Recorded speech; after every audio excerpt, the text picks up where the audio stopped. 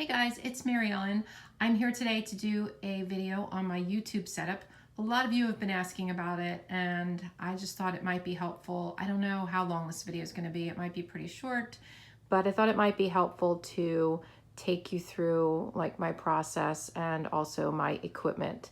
I know I did touch on this in the craft room video, but we'll see what we can do. It might be a little bit tricky for me to film this because I'm using my iPhone. I'm by myself today, so I don't have someone to film me doing it, so we'll see how it goes. Anyway, the first thing I wanted to mention is, and I talked about this before, so I use these softbox lights. I got 2 of them. I got them from Amazon, and the reason I use these is because they fit on my desk, and if you can see, I don't have any room to have like big softbox lights that sit on the floor because I don't have any floor space here right near my desk. It's a small area, so I decided to pick up these lights, and for a while I used these by themselves, and then I used these lights in the back to like fill the back portion, but the problem was it just wasn't bright enough. So then what I did was I ordered this ring light from Amazon, and I'll link all this in the description below, but I ordered this ring light. It's an 18-inch ring light and it fills the top. So let me just turn these on for you guys. It's daytime, so you might not be able to get the full effect, but I try to shoot in the day anyway so that I get like, because I have a window there, so if I get light from the window, it really helps to brighten it up. So here's what it looks like with them on. And you can see the ring light kind of puts a lot of light straight down, so that helped fill that portion of the light. And the ring light that I use, I believe it's also an iPhone holder, but I don't shoot with my iPhone. I shoot with my iPad Pro. There's a lot of different ways you can shoot desktop video, and one of them is the iPhone. You can use a camera, like a regular camera, or you can use the iPad Pro. And I prefer this because when I shoot my videos, first of all, I like to have my iPhone not hooked up to this because then I can answer a text or a call if I need to. And also, I just feel like the iPad Pro does a better job at video than my iPhone does. So basically what I do is I film on my iPad Pro, and then on my iPad I have an app called iMovie, and if you have an Android, I don't know what a similar app would be. If you're using Windows, I honestly don't know. But for me, I put it into iMovie on my iPad, create a project, and all the video clips go into that project. And then using AirDrop, I send it over to my Mac. And let me just, there. So I send it to my Mac, and then I put it into iMovie on my Mac, and then all I do is basically it comes in as an iMovie project, and then all the clips are already in there so that I can just go ahead and start editing on there, and then I can upload it directly to YouTube from iMovie. So if you have a Mac, iMovie is super easy to use and helpful. I think I still am like learning some things about it, but for the most part, it is working out great for me. Some of you may be wondering how I keep the planner within the frame when I film, and it can be a little bit tricky. What I did at first was I would open up the planner or have my pages out, and then I would mark it with washi tape. So I'd put like some on the corner here and here, and there, so that I would know where exactly to put my planner. The problem with that is that once in a while the washi tape shows up in the frame. Even no matter what I did, it seemed to show up sometimes, and I didn't really like that. So what I just do now, and I hope you guys can see this, I know there's a big reflection from, let me just move that a little bit. So I'm gonna move the light so that you don't have to look at it.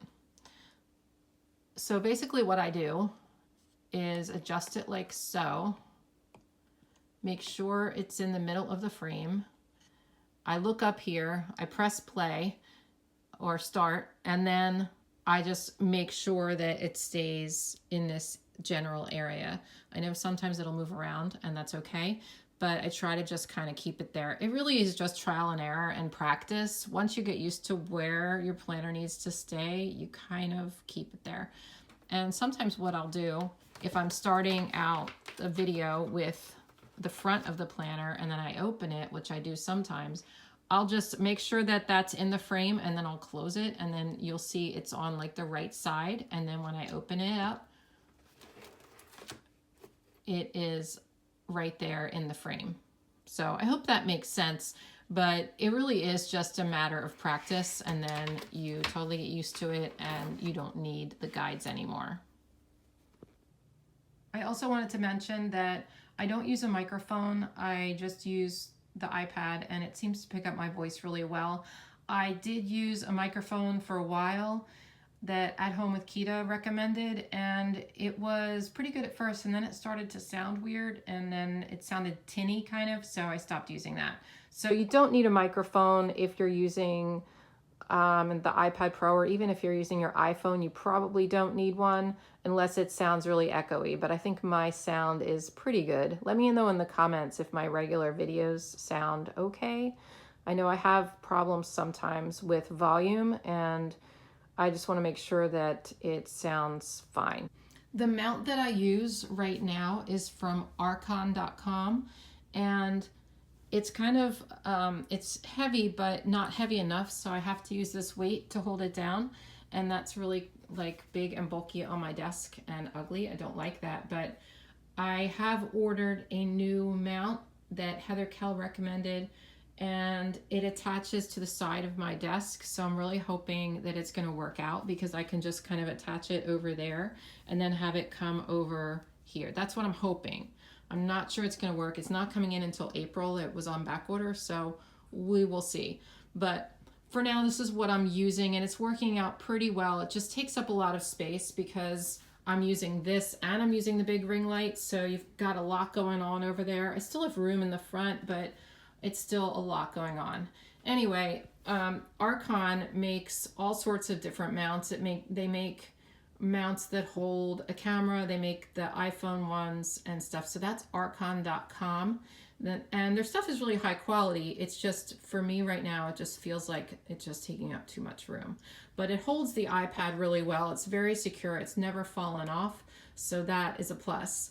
The only problem I have with the filming with my iPad, and this is not a big deal, but when I want to use my iPad for something other than filming, it's without a case, and I hate using devices without cases because they're slippery and they make me nervous. So I hate having to put my case on every time I want to use my iPad for like just sitting on the couch and browsing the internet. And so I found that I don't use my iPad very much at all now except for filming. So that's kind of a downside for using the iPad. I guess if you have an iPhone that you're using to film, I guess you can probably leave it in the case, but my case was bulky and like it's one of those ones that opens, so it didn't really work out for leaving it in the case on here. Okay, what else can I think of? I guess that's all. I'll link everything in the description below, and I hope this was helpful. I'm not sure that it was, but I thought I would just take you kind of through what I do and how it's set up, because I know when I first started, that was like the number one thing that was confusing for me, was how to get everything set up.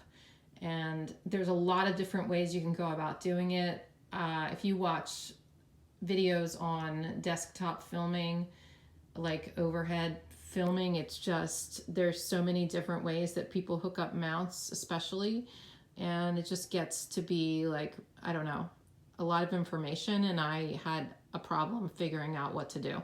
So again, hope this was helpful, and I will talk to you guys soon. Bye.